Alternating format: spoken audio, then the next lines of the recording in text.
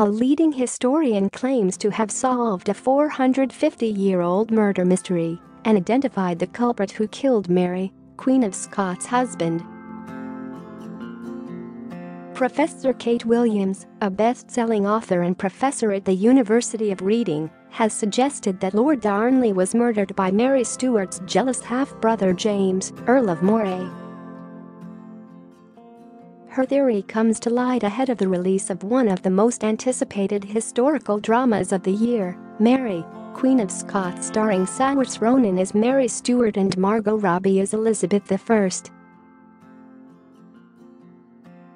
Accounts hitherto suggested that Lord Darnley was murdered by his kinsmen, while historians claimed he died at the hands of the rebel queen's third husband, the Earl of Bothwell. Mary, Queen of Scots, was also implicated in the savage murder. Their marriage had been under serious strain since they wed in 1565, and just 2 years later he and his squire were found dead in an orchard in Kirkhoefield, Edinburgh. But now, drawing on letters written by Elizabeth I in the Lords, Professor Williams claims one suspect who went under the radar was Mary's half-brother, James, Earl of Moray. Not long before the bodies were discovered, an explosion had rocked Lord Darnley's home, but it is believed the blast was detonated after the murder, a possible attempt to cover the real cause of death. Professor Williams told Mail Online, the Earl of Moray was a suspect at the time, but he was simply too powerful, so squashed any suspicion. He was Mary's father's illegitimate son with a mistress, which normally wouldn't have got you very far in those situations, but with him, it did. He was the leader of all the lords and aristocracy. He continually tried to get power off of her.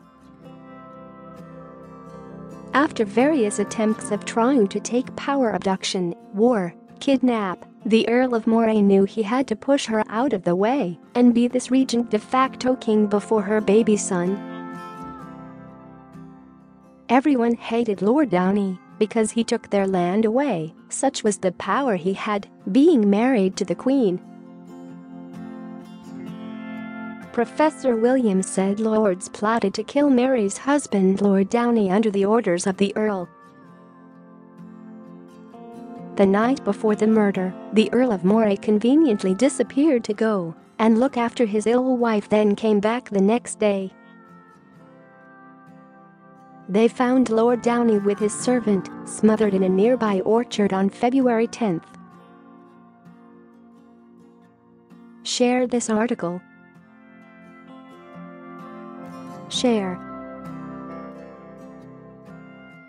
Beside them was a chair, rope and dagger and 2 dressing gowns, because Darnley and his servant had heard gunpowder being planted at the house, so escaped using the chair, rope and dagger. They were wearing dressing gowns because they had been in bed. But they only got so far before they were strangled by henchmen. All of this was part of big conspiracy by the Earl to take power. They said he looked through his fingers when it was done, he assenting to the murder. Mary realized what had happened and was terrified. She knew the lords and her half-brother were a part of it, but she was powerless. They directed suspicion to her. Moray sidelined Mary and got all the power for himself, imprisoning her and forcing her to abdicate. She made the fatal mistake of rushing to England thinking Queen Elizabeth would put her back on the throne. Elizabeth was in a quandary. She was sympathetic and didn't want queens to be undermined, but the Earl of Moray was simply too powerful. She was in an impossible position.